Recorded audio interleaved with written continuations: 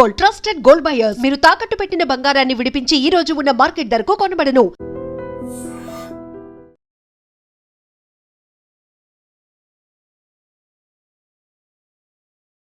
Hi hello నమస్తే welcome back to our channel. నేను మీ వైషు. ఈ శ్రావణ మాసంలో వరలక్ష్మి వ్రతం అందరి ఇళ్లలో జరుపుకుంటున్నారు. అయితే కొత్తగా పెళ్లి కాని వాళ్ళు అబ్బాయి అమ్మాయి కలిసి వరలక్ష్మి వ్రతం చేసుకుంటుంటే అసలు అలా పెళ్లి కాని వాళ్ళు వరలక్ష్మి వ్రతం చేసుకోవచ్చా? పెళ్లి కాని అమ్మాయిలు మాత్రమే కూర్చొని చేసుకుంటూ ఉంటారు, కానీ అమ్మాయి అబ్బాయి కలిసి ఫ్యూచర్లో పెళ్లి చేసుకోబోయే వాళ్ళు ఇట్లాంటి వ్రతాలు చేసుకోవచ్చా? దీని గురించి పెద్ద ఎత్తున వారే నడుస్తుందని చెప్పుకోవాలి. అసలు చేసుకోకూడదు, అలా ఎలా చేసుకుంటారని చెప్పేసి తిట్టేసుకుంటూ ఉన్నారు మొత్తం సోషల్ మీడియాలో. మరి నిజంగా చేసుకోవచ్చా? చేసుకుంటే అసలు తప్పేంటి? ఒకవేళ చేసుకోకూడదు అంటే వాళ్ళు ఎందుకు చేసుకుంటున్నారు? ఈ విషయం గురించి మాట్లాడడానికి ఈరోజు నాతో పాటు సోషల్ యాక్టివిస్ట్ కృష్ణకుమారి గారు ఉన్నారు. మేడంతో మాట్లాడదాం. హలో మ్యామ్, నమస్తే. నమస్తే. బాగున్నారా మ్యామ్? బాగున్నాను. వరలక్ష్మి వ్రతం ఈ శ్రావణ మాసంలో ప్రతి ఆడపిల్ల వాళ్ళ హస్బెండ్ బాగుండాలని చెప్పేసి పెళ్ళైన వాళ్ళు చేసుకుంటూ ఉంటారు అని అంటుంటారు. ఈ మధ్యలో ఈ సెకండ్ థర్డ్ వీక్స్లో పెళ్ళి కానీ మన సెలబ్రిటీ కపుల్స్ అందరూ కూర్చొని పెళ్లి చేసుకోబోతున్నాం కదా ఎలాగో అని వాళ్ళే ముందే పూజలు చేసేసుకున్నారు. దాని గురించి సోషల్ మీడియాలో అసలు ఎలా చేసుకుంటారు, దానికి ఒక తతంగం ఉంటుంది, ఇది ఉంటుంది, ఆ మాత్రం తెలియకుండా సెన్స్ లేకుండా ఎలా చేసుకుంటున్నారని పెద్ద ఎత్తున గొడవలు జరుగుతూ ఉన్నాయి. ఏంటి నిజం? అసలు ఎవరు చేసుకోవచ్చు, ఎవరు చేసుకోకూడదు, వీళ్ళు చేసుకుంటే తప్పేంటి? నేను ఎవరు చేసుకోవచ్చు, ఎవరు చేసుకోకూడదు, ఎలా చేసుకోవాలి అవన్నీ నాకు అసలు తెలియదు, నేను నమ్మను. కానీ ఈ మధ్యకాలంలో ఈ పూజల పేరుతోటి వాళ్ళ అంతస్తులు తెలియజేసుకోవాలి అనే ఒక ఆతృత మట్టుకు చాలా ఎక్కువైపోయింది. అక్కడ చిత్తం శివుడి మీద భక్తి చెప్పుల మీద అన్నట్లు ఏమాత్రం అసలు చిత్తశుద్ధి అనేది లేకోకుండా చాలామంది, అందరూ అని నేను అనను, చిత్తశుద్ధి లేకోకుండా పూజలు చేస్తున్నారు. మనకి సామెత కూడా ఉంది కదా, చిత్తశుద్ధి లేని శివ పూజలు ఏలరా, ఆచార్య శుద్ధి లేని ఆచారం ఏలరా అని చెప్పి మనకి సామెత ఉంది. అట్లా మరి ఏంటి అసలు దైవభక్తి ఉంది అనడానికి ఏంటి, లేదు అనడానికి ఏంటి? పైగా దాన్ని ఇట్లా ఎగ్జిబిషనిజం పేరుతోటి ప్రదర్శన వస్తువుగా భక్తిని చేయడం ఎంతవరకు కరెక్టు అనేది కనుక మాట్లాడుకోవాల్సి వస్తే, ఇది భక్తి ఉంది అనుకునే వాళ్ళకి వాళ్ళు సమాధానం చెప్పుకోవాల్సిన అవసరం ఖచ్చితంగా ఉంది. ఒకానొకప్పుడు ఒక ఊరిలో ఒక వినాయకుడి మండపం పెట్టేవాడు. ఊరు మొత్తానికి ఒకటే ఉండేది, ఊరు మొత్తానికి ఒకటే శ్రీరామును పందిరి ఉండేది. రాముడి పెళ్ళి ఒక చోటే చేసేవాళ్ళు, రాములోరి గుడి దగ్గరే పందిరులేసి చేసేవాళ్ళు. ఇప్పుడు అట్లా కాదు. ఇప్పుడు కులానికి ఒక చోట పందిర్లు వేసుకుని చేసుకుంటున్నారు.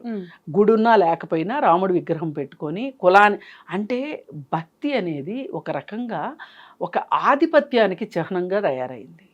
ఈ మధ్యకాలంలో గుడులు ఎక్కువగా కనిపిస్తున్నాయి. కొత్త గుడులు కడుతున్నారు. ఈ కొత్త కాలనీలు వస్తున్నాయి. కొత్త కాలనీ వచ్చిన ప్రతి చోట గుడి వస్తుంది.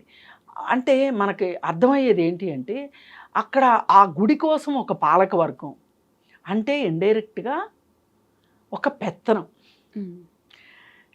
ఎవరు గుడికి డబ్బులు ఇవ్వగలుగుతారు? డబ్బులు సంపాదించే వాళ్ళే గుడికి ఇవ్వగలరు.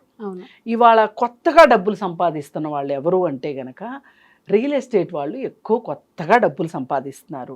అలాగే ఆస్తులు విలువలు పెరిగిన తర్వాత ఆ ఆస్తులు అమ్మినప్పుడు వచ్చిన డబ్బులను కూడా గుళ్ళకి విరాళాలు ఇచ్చేవాళ్ళు ఎక్కువ ఉన్నారు.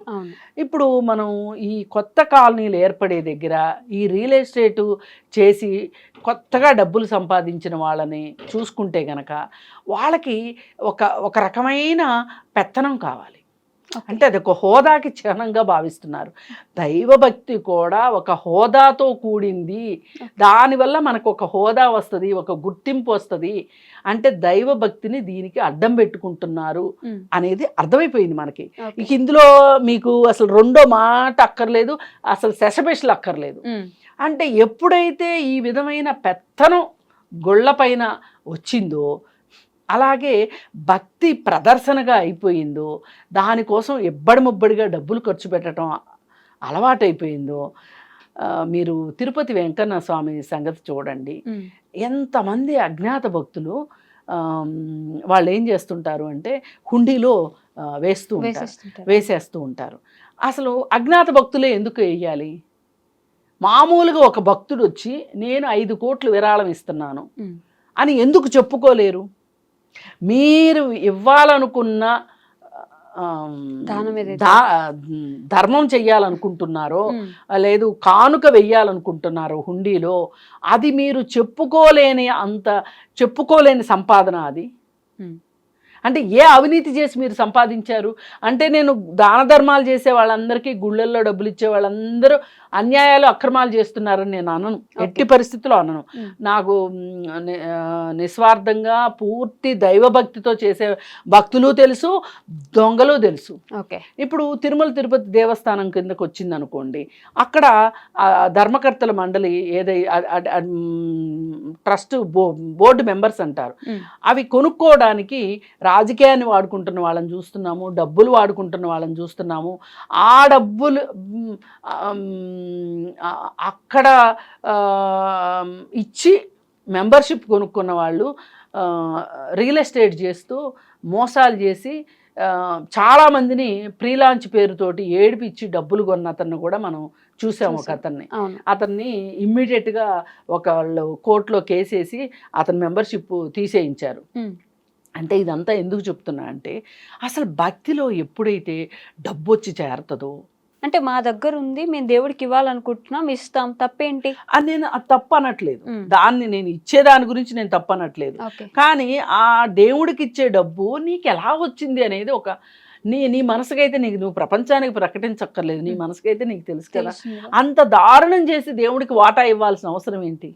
భక్తి సోషల్ మీడియా కోసం ఈ మధ్య పెరిగిపోయింది. భక్తి పెరిగిపోయింది. ఇప్పుడు గాలి జనార్దన్ రెడ్డి అని ఒక అతను ఉన్నాడు. అతను 18 కోట్లు పెట్టి ఒక కిరీటం చేయించి ఇచ్చాడు. ఇప్పుడైతే అది 100 కోట్లు అవుతుంది.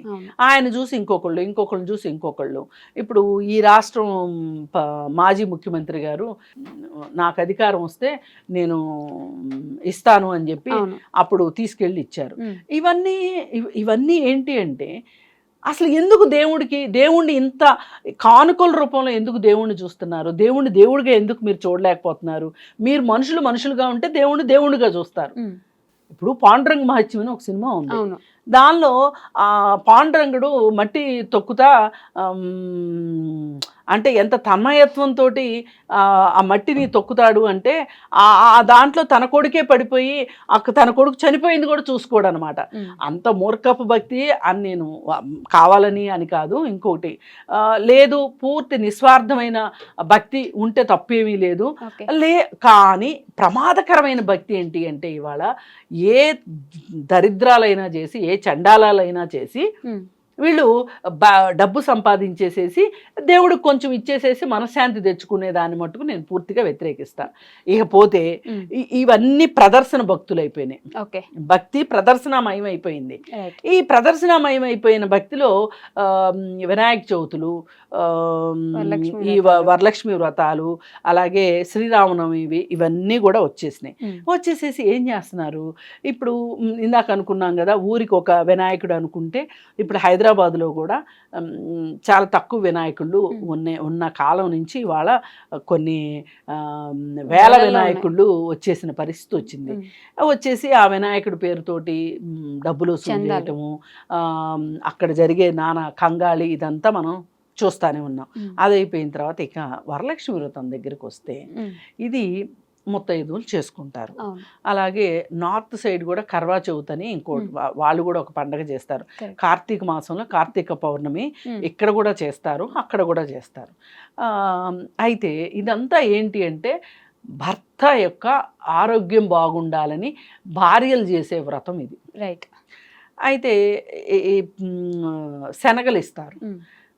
ఇది ఈ వర్షాకాలంలో శనగలు తింటే మంచిది, ప్రోటీన్ ఫుడ్ అనే ఉద్దేశంతో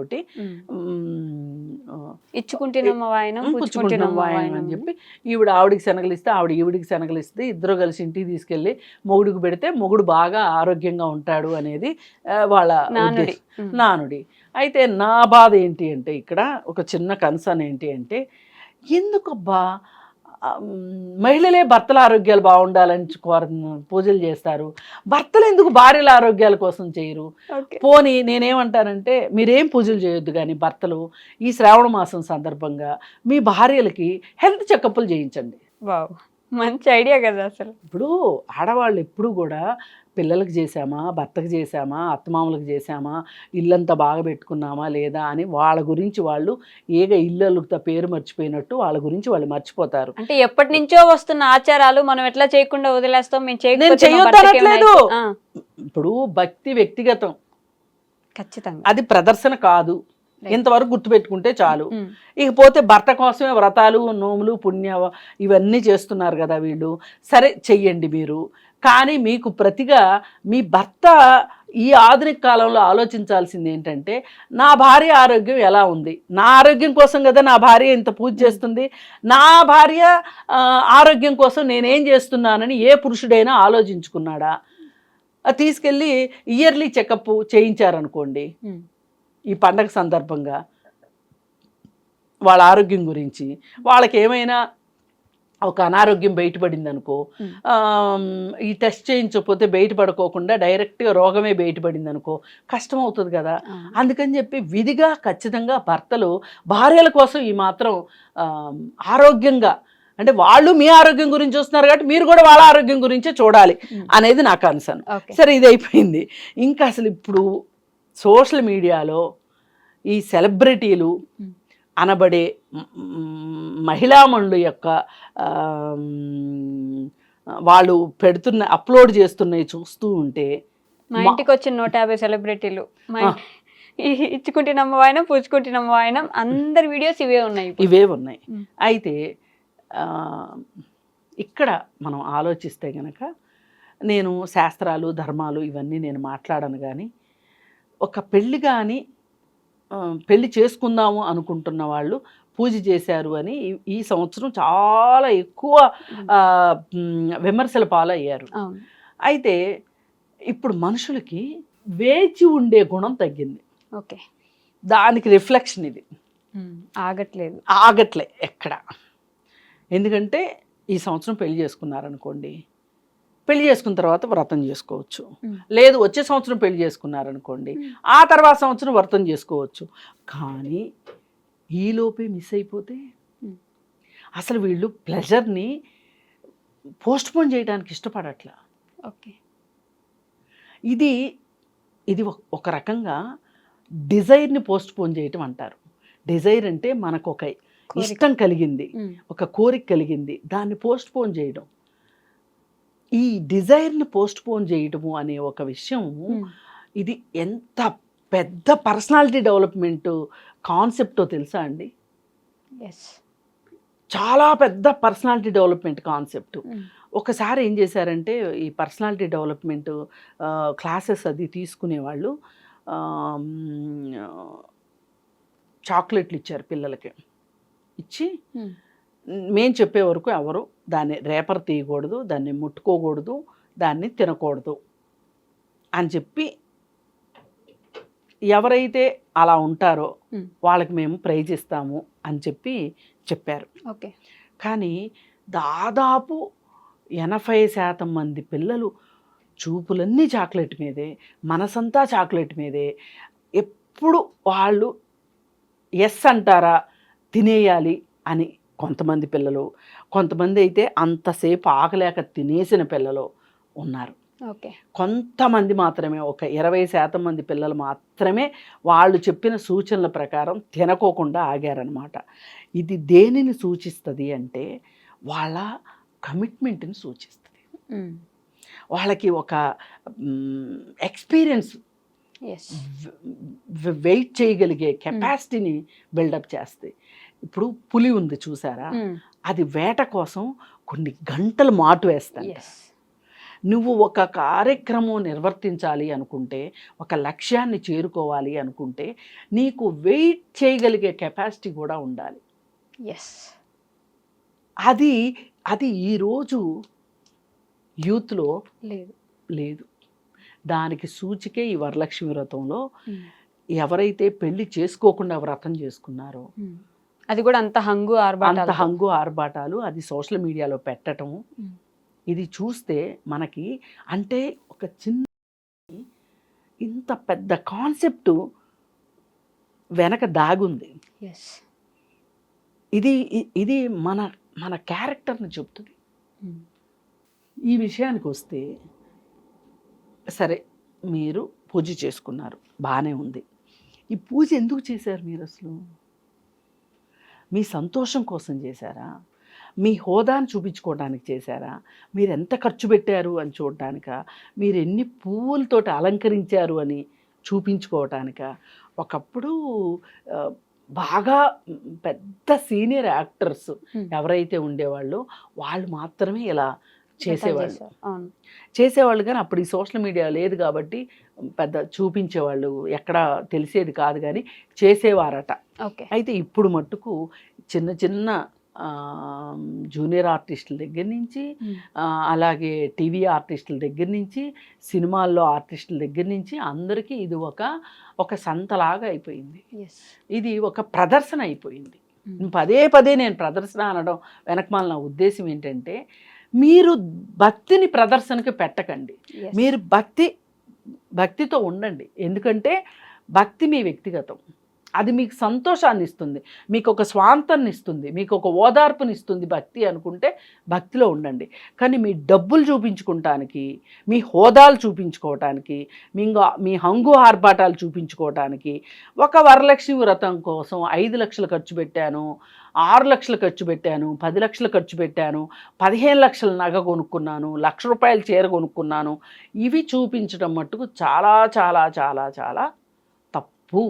అది దాన్ని భక్తి అనరు, ప్రదర్శన అనే అంటారు. పైగా వినాయక చవితి అప్పుడు కూడా అంతే, పూజ చేసేసి హడావుడిగా ఒక గ్రూప్లో ఫస్ట్ ఎవరు పెట్టేశారు, ఏమేం పువ్వులు పెట్టారు. ఈ మధ్య లోకల్గా దొరికే పువ్వుల కంటే కూడా ఫారిన్ పువ్వులతో పూజలు చేయడం చాలా ఎక్కువైపోయింది. ఇప్పుడు పెళ్ళిళ్ళలో కూడా ఫారిన్ పువ్వులే ఎక్కువ వాడుతున్నారు, లోకల్ పువ్వులు వాడట్లా. అలాగే దేవుడి విషయం దగ్గరికి వచ్చేసరికి కూడా దేవుడికి కూడా వీళ్ళు వాసన సుగంధము ఏమీ అక్కర్లే, ప్లాస్టిక్ పువ్వులు లాంటి పువ్వులతోటి, ఫారిన్ పువ్వులతోటి వీళ్ళు పూజలు చేస్తున్నారు. అంటే హోదాని చూపించుకుంటున్నారు ప్రతి చోట. మొన్న ఒకరైతే చెప్పారు, ఒకళ్ళ ఇంటికి వెళ్తే దాదాపు 7-8 లక్షలు ఖర్చు పెట్టి పూజ చేశారండి వాళ్ళు, వరలక్ష్మి వ్రతము అని చెప్పారు. చెప్తే నిన్న వాళ్ళు రియల్ ఎస్టేట్ చేస్తారా అన్న, సింపుల్గా అవునండి అన్నారు. ఈ మధ్య రియల్ ఎస్టేట్ చేసే వాళ్ళకి, ఈ మధ్యన కాదు అసలు ఎప్పుడు ఉందా జబ్బు. అంటే వాళ్ళైతేనే ఇంత అడ్డదిడ్డంగా ఖర్చు పెట్టగలరు. ఫార్మాస్యూటికల్ వాళ్ళు ఒకళ్ళు క్లాస్ 1 కాంట్రాక్టర్స్ అని చెప్పుకుంటారు, క్లాస్ 1గా స్మూత్గా దోపిడీ చేస్తారని అర్థం. అలాగే ఈ లిక్కర్ వ్యాపారస్తులు, ఇట్లాంటి వాళ్ళకి ఇబ్బడి ముబ్బడిగా డబ్బులు ఉంటాయి. ఇప్పుడు ఒక ఎంప్లాయీ ఉన్నారనుకోండి, ఒక చిన్నపాటి వ్యాపారస్తులు ఉన్నారనుకోండి, ఒక కిరాణా షాప్ మెయింటైన్ చేసే వాళ్ళు ఉన్నారనుకోండి, వాళ్ళకి ఎక్కడి నుంచి వస్తాయి అన్ని డబ్బులు? అందుకని దయచేసి మీ భక్తి వ్యక్తిగతం, భక్తిని భక్తిగా చూడండి, భక్తి శ్రద్ధలతో, భక్తి ప్రపత్తులతో ఉండండి తప్పితే ప్రదర్శనలతో ఉండొద్దు అని చెప్పి చెప్పదలుచుకో. ఇప్పుడు ఏమవుతుందంటే, వీళ్ళు ఈ సోషల్ మీడియాలో పెట్టడం వల్ల శక్తి ఉన్నవాళ్ళు శక్తి లేని వాళ్ళు కూడా పూజలు చేయాలని చూస్తున్నారు. ఇవాళ చాలా కింద స్థాయి వర్గాల్లో కూడా ఈ పూజల ఇది చాలా ఎక్కువైపోయి భరించలేని ఖర్చు ఎక్కువ అవుతుంది. పైగా పనిగా ఇంకొక మాట, ఈ బొడ్రాయి పండుగలు అని జరుగుతున్నాయి. ఈ బొడ్రాయి పండుగలు జరగడం వల్ల ఏమవుతుంది అంటే, ఒక్కొక్క ఊరు వాళ్ళు ఒక్కొక్కసారి చేస్తున్నారు. ఆ ఊర్లో వాళ్ళందరూ ఎక్కడెక్కడ ఉన్న పిల్లలు, ఎక్కడ ఉద్యోగాలు చేసే విదేశాల్లో ఉండే వాళ్ళు కూడా వస్తున్నారు బొడ్రాయి పండుగలకి. వచ్చి వాళ్ళు బట్టలు పెట్టుకోవటాలు. సగటున ప్రతి కుటుంబము ఒక బొడ్రాయి పండగకి 50,000 ఖర్చు పెడతారు. ఖచ్చితంగా 50,000 ఖర్చు పెడుతున్నారు. ఈ 50,000 ఖర్చు పెట్టే విషయంలో మా దగ్గర పనిచేసే వాళ్ళు కూడా 30,000 ఖర్చు పెట్టారు. 30,000 ఖర్చు పెడితే నాకు గుండె ఒక్క క్షణం జల్లుమంది. అంతకుముందే ఆ అమ్మాయికి ఏదో అనారోగ్యం ఉంటే నువ్వు చూపించుకోమ్మా అని నేను సలహా చెప్తే, అమ్మ హాస్పిటల్కి వెళ్తే ఈ టెస్ట్ అంటారు, ఆ టెస్ట్ అంటారు, ఈ మందులు అంటారు, ఆ మందులు అంటారు, అమ్మ మా దగ్గర డబ్బులు ఎక్కడున్నాయి అన్నది. అలాంటిది 2 వారాల తర్వాత ఇట్లా బొడ్రాయి పండగకి వెళ్తున్నాము అన్నది. సరే నేను ఎంత సింపుల్గా వెళ్ళి చేసుకొచ్చుకుంటారో అనుకుంటే, వచ్చిన తర్వాత అడిగితే ఎంత ఖర్చు అయింది అంటే 30,000 అయింది. 30,000 ఎందుకు అయింది అంటే, ఏటను కోసామా, ఆడబడుచులకు బట్టలు పెట్టామా, అయ్యవారికి డబ్బులు ఇచ్చామా, ఇవన్నీ భోజనాలు పెట్టామా, ఇవన్నీ లెక్కేస్తే 30,000. అమ్మా నువ్వు మా 30,000 గురించి ఎలా మాట్లాడుతున్నావు? మా ఊర్లో ఒక్కొక్కళ్ళు లక్షలేసి ఖర్చు పెట్టారమ్మా, ఎక్కడెక్కడ చుట్టాలని పెళ్ళిళ్ళు చేసినట్టు చేశారమ్మా, అసలు మా ఊర్లో ట్రాఫిక్ జామ్ అయిందని చెప్తుంది ఆ అమ్మాయి నాతోటి. ఎక్కడి నుంచి వస్తుంది ఇది వెర్రి? ఇది భక్తి కంటే భయం ఎక్కువైపోయింది. ఇప్పుడు రాకపోతే మనం ఏం చేస్తారు, అమ్మవారు ఏం చేస్తూ, ఇదంతా మార్కెట్ మాయాజాలం తప్పితే ఏమీ లేదు.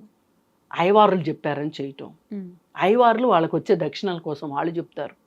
అలాగే వ్యాపారస్తులు అప్పుడప్పుడు కొన్ని వదంతులు వస్తుంటాయి. అన్నా చెల్లెళ్ళు బట్టలు పెట్టుకోవాలంట అని వస్తుంది. ఎక్కడ లేని సందడి వచ్చేస్తుంది బట్టల షాపుల్లో. అక్కా చెల్లెళ్ళు పెట్టుకోవాలంట, సంవత్సరానికి ఒకటి వస్తుంది. ఇట్లాంటి ఖచ్చితంగా వస్తాయి. ఏంటి అంటే ఇదంతా వ్యాపారస్తులు రేపెడుతుంటారు. ఇవన్నీ అక్క చెల్లెలకి తమ్ముడు ఇంటికి పిలిచి బట్టలు పెట్టాలంట, సెంటిమెంట్ పేరుతోటి.